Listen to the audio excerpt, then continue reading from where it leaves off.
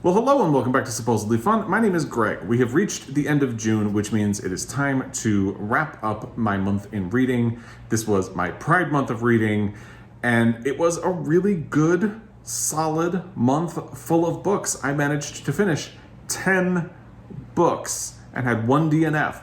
I don't think I have finished 10 books in a very long time. Can't remember the last time I hit that number. It's been a long time. I have sort of embraced slow reading, and I've been actively trying not to put a lot of pressure on myself to perform as it is and keep reading and churning out things. But I just really hit my stride at some point in this month and managed to get a lot done. I will say my neighbors, the people who live behind me, are doing construction on their house. If you hear sawing or hammering or anything like that, that is what that is. I apologize for the noise, but I'm not closing the screen door because it is 97 degrees where I live and we're getting up to 100 and I need all the ventilation I can get. So if you hear construction noise, I apologize. If you don't hear construction noise, then I'm saying this for nothing. But just in case, probably better to cover it. Now, in the month of June, I like to read LGBTQ books and focus on that because it's Pride, and I like to have a month that is specifically dedicated to that community, which I am part of. It's one of my favorite reading months of the year. I love doing it. I may carry some of my Pride reading into July and see how that goes. We'll talk about that a little bit more at the end of the video. For now, let's just dive into the books that I read. And let's start with the DNF because we can get that out of the way. The DNF was Let's Get Back to the Party by Zach Salih. This was one of my most anticipated books of 2021, which you know if you follow along. But in case you don't, I will link the video where I talk about my most anticipated books of 2021 down below. I'm still working on part 2 to that, where I talk about my most anticipated releases for the second half of the year. That will be coming probably next week at this point, so stay tuned. Basically, the premise is that you have two gay men, one who is sort of emotional and wants to settle down, feels a little frustrated that he doesn't have that, and his friend who feels like gay men and women who are settling down and getting married and having kids are selling out to a heteronormative idea for what they should be doing, which in theory is really interesting. In practice, I just did not like the way it was handled. Even the fact that the title is Let's Get Back to the Party seems to indicate which side of the argument Zach Salih finds more interesting. Maybe there's a twist further on where that person learns lessons. But as a gay man who has settled down and has a foster son and 2 dogs, and that was always my goal, I don't feel like we've lost much in having the option to settle down if we want to. But it's not just that did it for me. It's really that I didn't like the way the book was structured. The characters were really irritating and unlikable in uninteresting ways. I can deal with a book that has unlikable characters, but the ways in which these people were unlikable was just irritating me. And I was having a really hard time trying to get through this. I was doing it on audio. So at a certain point, I just said, why am I wasting my time on this? There are other things I could be reading.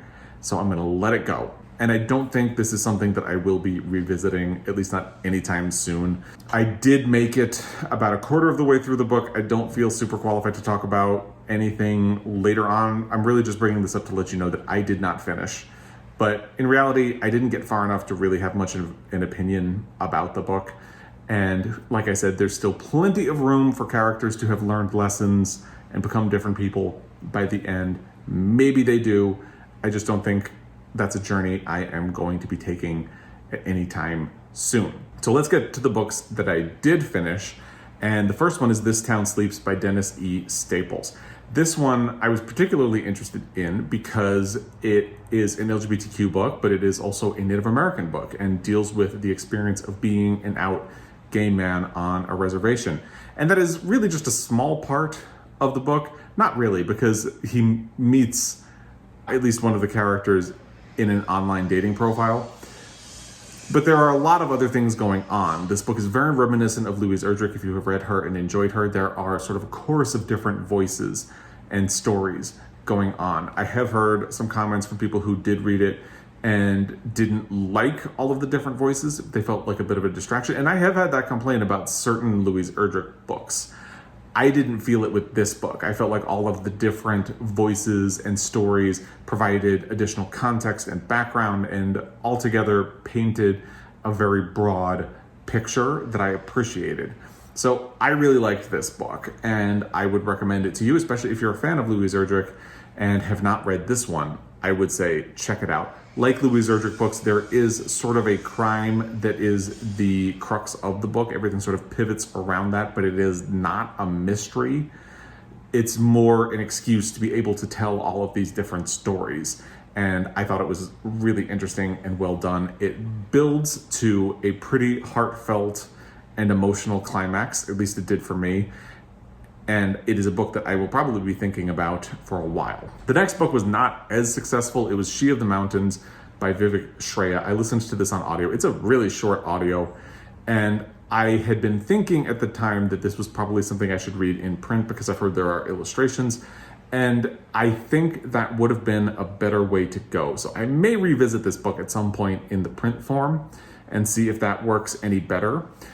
Somebody had said that they really preferred the audio because Vivek Shraya sings in portions of the book that are supposed to be sung. And to be honest, that part is great. However, there are other parts of the book where repetition is the point. And for me, maybe it was my mental state at the time, the repetition really irritated me. The classic example I can think of is that at one point, one of the characters is really tired of hearing "you're gay" over and over again, and the text just says, "You're gay, you're gay, you're gay, you're gay, you're gay, you're gay, you're gay," over and over and over again with little different intonations. But when you're listening to an audio and this goes on for over a minute, you start wanting to hit that button to skip ahead 30 seconds. And I didn't, but I really wanted to. So I think the audio actually hindered my appreciation of this book, and for that reason, I don't really think I'm going to talk about it a little too much. I think that is the main thing that was keeping this book a little bit inaccessible to me. And that just goes back to my mental state at the beginning of June when I picked this up. So I thought it was fine, but I didn't love it, didn't hate it. It's just kind of in that weird in-between space. But I would be interested in picking up the physical book at some point to see if I have a different reaction to it. Maybe I'll get it from the library, something like that. The next book that I finished in the month of June is Last Call by Elon Green, a true story of love, lust, and murder in queer New York. So this is a book that I have a physical copy of, but I actually listened to on audio. If you've noticed, all of the books that I've talked about so far, all three, have been books that I listened to on audio. There's a reason I haven't talked about a book that I've read in print in the month of June yet. And that's that the book that I was reading in print was really emotional, and we'll get to that. So there's a reason I was doing a lot more audio than print in the beginning of the month. Anyway, this is about the Last Call serial killer, and it's a true crime book, obviously. I don't really do true crime books that much anymore because I feel like they have a tendency to glorify the killer, sensationalize what happened, and I feel like they fall into a lot of problematic tropes that I don't really like. So for me to engage with a true crime book, it has to do something a little bit different. You can think of The Five by Hallie Rubenhold, which is a very solid comparison for this book, because in that book, Hallie Rubenhold wants to give the women who were the victims of Jack the Ripper their stories back and give them their own agency back outside of just being victims of a murder. And that is, to a lower key scale, what Elon Green is doing here. He is really telling the stories of the men who were murdered by the Last Call serial killer. And in doing so, he paints a portrait of what gay life was like at that time period, the late 1980s, early 1990s. And it's not a very happy picture. Two of the men were closeted and living with wives, but sneaking out on the side to be their authentic selves, I guess. Only one of the men that it talks about in this book was anything approaching an out gay man at the time. And it really talks about the desperation, the lack of options. And this, to me, hammers in why I didn't appreciate the approach that Let's Get Back to the Party was taking, because in this book, you really get a sense of the desperation that people have when they don't really have options, when they feel like they can't be themselves, when they feel like they can't have a relationship, when they feel like they can't openly express themselves. And to me, it kind of feels like, why would we want to get back to this? So, not to knock let's get back to the party too much, except that's clearly what I'm doing. And I really enjoyed this book for that. You only get to the identity of the serial killer at the very end. It does talk about him. It does engage with him in a way that the Five didn't with Jack the Ripper. But in that case, it's a little bit easier to get around it because people already have a sense of familiarity with Jack the Ripper and his crimes, and they don't with the Last Call killer. And that is one of the things Elon Green is doing. He's talking about how this killer was really able to do what he was doing because the gay community was so marginalized at the time, and people were so angry and had such aggression toward the gay community, not just because they were a minority and people saw what they were doing as immoral or wrong, but because of the AIDS epidemic, which was still raging at the time, and because people had real fear that gay people were spreading this epidemic, wrongly, as it turned out. But at the time, that kind of emotion was running real high, and it still often does in a lot of areas. So I think this book is a really good snapshot of what was going on, like the seedy, dark underbelly of what gay life was like at the time. It's not a happy book, but it's not intended to be a happy book. And I really appreciated it for that. And it gives good perspective on where we were and where we are and how people were marginalized. Even the fact that the crimes have largely been forgotten seems to go back to that and speak to that. And I enjoyed this, and I thought that Elon Green gave it a pretty delicate touch. So let's talk about the next book, and that is the print book that I was struggling with while I was reading all of these audiobooks. It's Edinburgh by Alexander Chee. Now, if you follow along, you know I hated the ending of this book, and I had loved the writing, struggled with the subject matter, leading up to those last 100 pages, and then I just hated it after that. I actually did throw this across the room when I finished it. I ended my review of it in my last Friday Reads video by just dropping it on the floor. That's how much I disliked everything that happens in the last 100 pages of this book. I did have a comment from somebody, and I'll talk about this a little more in my next Friday Reads video, but I did have a comment from someone who had read Alexander Chee's book, How to Write an Autobiographical Novel, where apparently he talks about this and the struggle he had writing this and how hard it was for him to get all of the feelings that he had inside onto the page, and he really particularly struggled with the ending. And I feel for that because I did not realize this was a largely autobiographical novel. I had a bit of a suspicion, but I didn't really know that. And I certainly sympathize with the struggle to deal with all of the emotions that are being brought up and all of that stuff about finishing a book. However, I also know Tara June Lynch had a problem finishing The Yield because her brother died as she was writing it, but I feel like she managed to hit a payoff, and this book just becomes a shambles in the last 100 pages. So I'm in this weird place where I want to sympathize, and at the same time, I feel like I have to acknowledge that the ending as it is really doesn't work for me. And I did not like it at all. And that's difficult. But I dragged my way through this because the subject matter, if you're unfamiliar, is that it is about a boy who is sexually abused by his choir director. He does not do anything to stop the abuse, and ultimately that leads to the suicide of his best friend. It's a very difficult book. It's a very difficult subject matter. But then he grows up, he gets a job, he meets a student who reminds him of his dead friend, and everything just falls apart from there. And I can't really say why without getting into spoilers, but I just really didn't like it after that point. And we'll leave it at that because I don't want to beat this book down too much. I feel like I'm punching down, especially given how much of a hard time Alexander Chee had writing it. So I'm going to leave it there and just say that this was not an enjoyable reading experience for me. And apparently, by all rights, it was not an enjoyable writing experience for Alexander Chee. The next book that I read was something that I really needed, which was a departure from Edinburgh and all of the doom and gloom that came from that. It's Bloom by Kevin Panetta and Savanna Ganucheau. This is 100% pure cinnamon bun joy, and that's exactly what I needed after Edinburgh and after The Last Call as well, because that was kind of a grim book. So I really needed some cinnamon bun action, and this gave me exactly what I needed. This is a graphic novel. It is about Ari, who works in his family's struggling bakery, and he really wants out. He used to love working in the bakery with his father and his mother, but now he feels like he needs to get out and figure out what it is that he wants to do with his life. He doesn't know what he wants to do. He has an inkling that he wants to work with the band that he started with his friends and try to see if that becomes a thing, but he doesn't really know what he wants to do.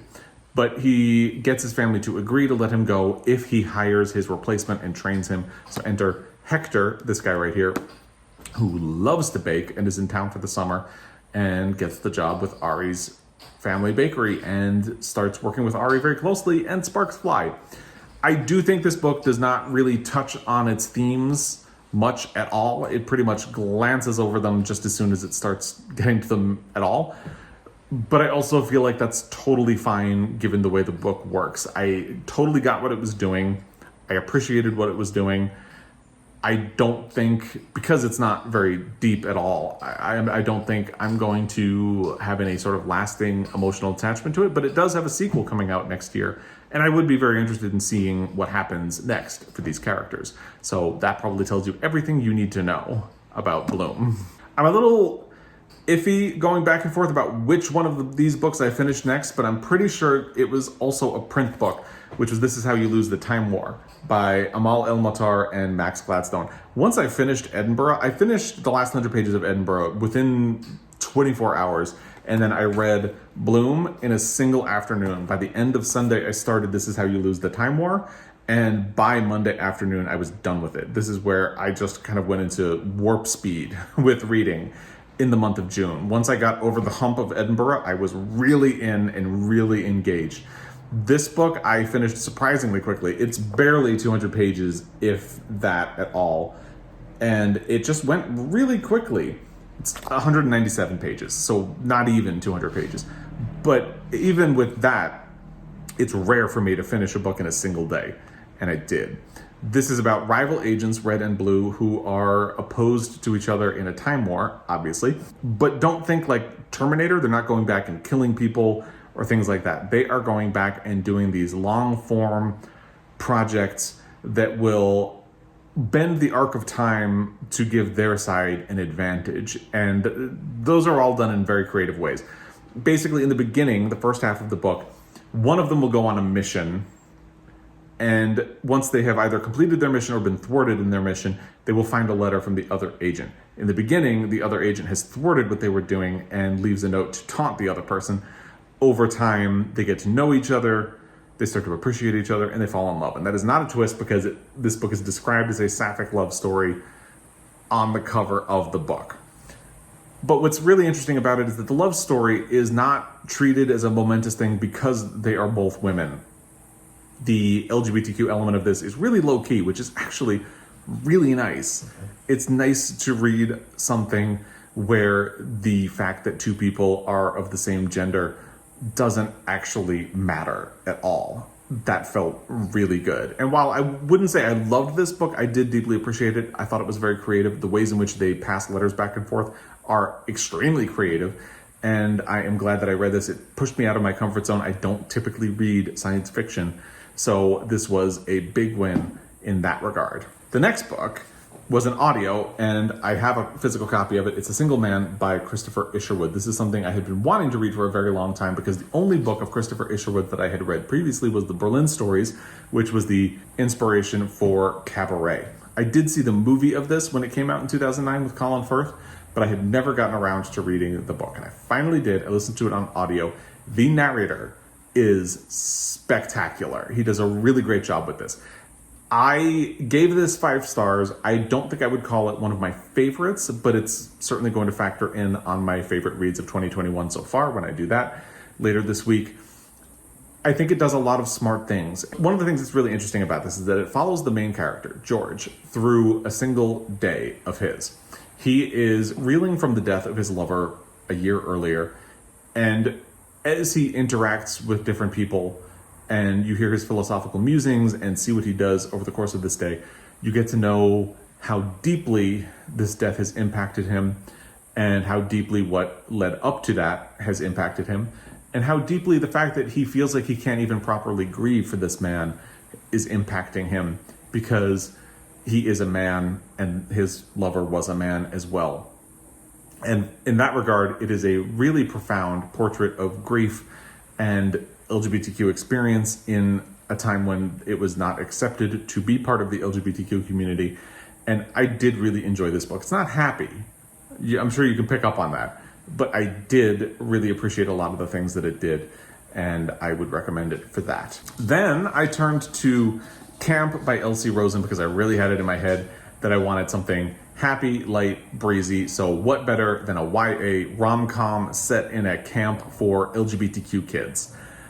This was recommended by Jen the Librarian last year, and it really fit the bill.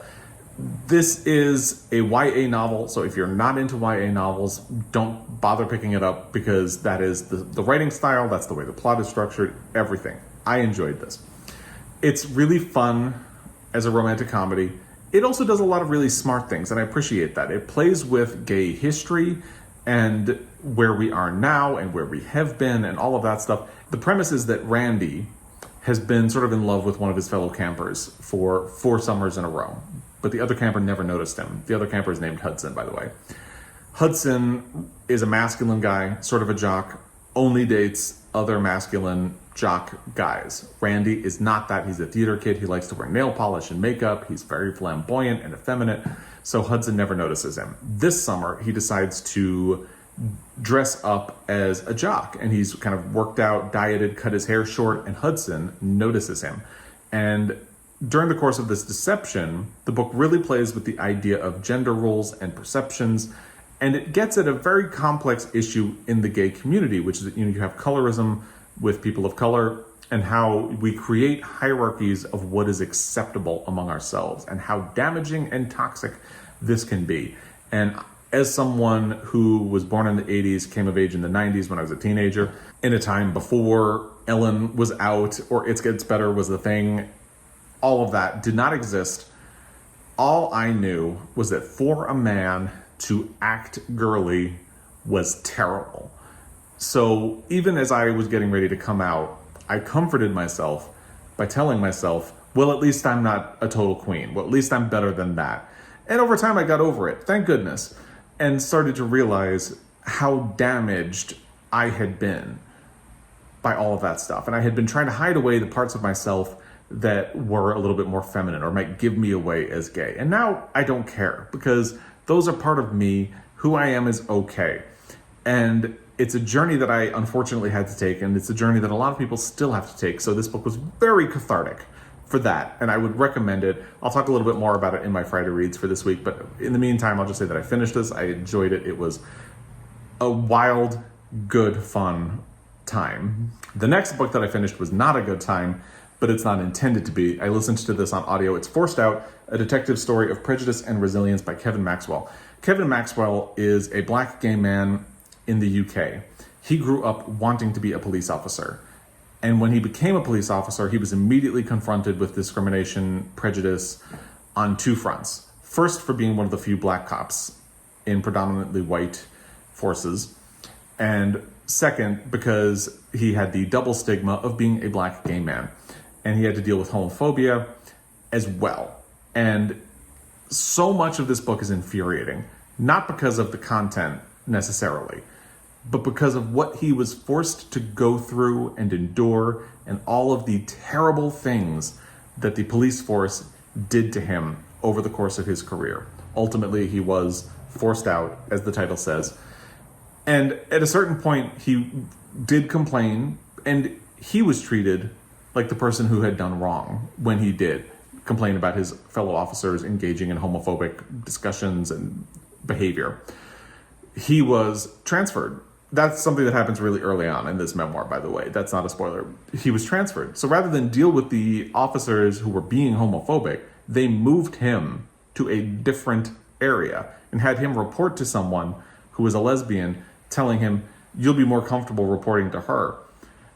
And the more things like this happen, the more they treat him like the problem. And I'm getting angry just thinking about it because the things that he goes through are insane and they shouldn't happen. And the reason this book is important is that they did happen. It almost feels like fiction, but truth is much stranger than fiction. So by the end, your blood is boiling, which is not great when it's this hot outside anyway. And yet I'm so glad that I listened to this and that I engaged with the story, because it feels like a clarifying anger in a way. Sometimes you need that, something that will let you know where to focus some of the anger. It's so easy to let anger be dried out as a resource lately because of, take your pick, just take your pick. And yet I feel like I don't know what I can do necessarily about what he went through. I'm not even a citizen of the UK, and yet it feels relevant to things that go on here in the United States. So I definitely recommend this book. It was recommended by Bernardine Evaristo. That is what put it on my radar, and it feels extremely relevant for our time right now, and I would definitely recommend this. So I finished this yesterday, which was June 29th. The same day I started the last book that I managed to finish in the month of June for my Pride reading, which is The Secret to Superhuman Strength by Alison Bechdel. I finished it this morning, just in time to make the end of my Pride month reading. I got this from the library, as you can tell, which is why it is covered in this plastic that is making it so shiny and difficult to hold up for you. I am a huge fan of Alison Bechdel's memoir, Fun Home, about her relationship with her father. I am less of a fan of her follow-up graphic memoir about her relationship with her mother. And I read her collection of cartoons. I can't say the name of it, and I don't have it in front of me. If you are a fan of Alison Bechdel, you know what it is. And I didn't love that either. This is ostensibly a book about her quest for fitness over her lifetime and the realizations it has led her to and what she was really searching for the whole time. In practice, it is actually a therapy session for Alison Bechdel, which is exactly what Fun Home was and exactly what her book about her mother was, which was called Are You My Mother? I really liked it with Fun Home. I disliked it with Are You My Mother? Here, I'm kind of fine with it. Basically, fitness is not actually what she's talking about at all. She's talking about her quest for something, fitting in, peace, connection, sometimes connection to herself, sometimes connection to nature, sometimes connection to other people, but most of the time, absolutely not connection to other people, more like a connection to herself and a connection to nature. And she talks about transcendentalists and romantics and things like that all throughout the way. And there's a lot of Buddhist theory because she is incapable of writing a book without a lot of philosophy in it. In this instance, I think it works much better than Are You My Mother, where all of the philosophy kind of got in the way of actual introspection. But this is interesting as well because it gives you a little bit behind the scenes where when she was writing Are You My Mother, her mother was dying. And she even says at one point that perhaps she was unable to have a really free perspective as she wrote Are You My Mother because of everything that was going on with her mother at the time. And I thought that was really interesting. So really, instead of writing about fitness, which is what this is supposed to be about, she's writing about herself and her quest for something. And really what that is that she uses fitness to reach a sort of blank state where she's not anxious and stressed and depressed and striving for something. And she never really finds it in her life, spoiler, but it's more about her quest to understand what she is getting from fitness. And that makes it really interesting. Do I love it? No. But I liked it, and I'm glad I did read it. This was also one of my most anticipated reads of 2021. And I'm glad I can check that off of my list as well. So, that is everything that I read in the month of June for my Pride reading. Hefty pile. I don't even have all of the books that I read on here. I did a great job getting through my pile of possibilities. The only books that were on my physical pile of possibilities that I did not get to were The Women of Brewster Place, The Story of the Night, A Boy's Own Story, This Brutal House, and Cantoras. I do still want to try to get to some of these this month. I am thinking that I might try to carry a little bit of Pride reading into July. However, I have a library book that came at the same time as this that is not LGBTQ, and that may be my first physical book of July. And I want to try to get to Gone with the Wind in July as well. So once I finish the library book, and I'll talk about the library book in my Friday Reads video, by then I will hopefully have started it. I'll decide what I'm going to do with these, if I'm going to try to fit them in July as well. So that is everything that I read in the month of June.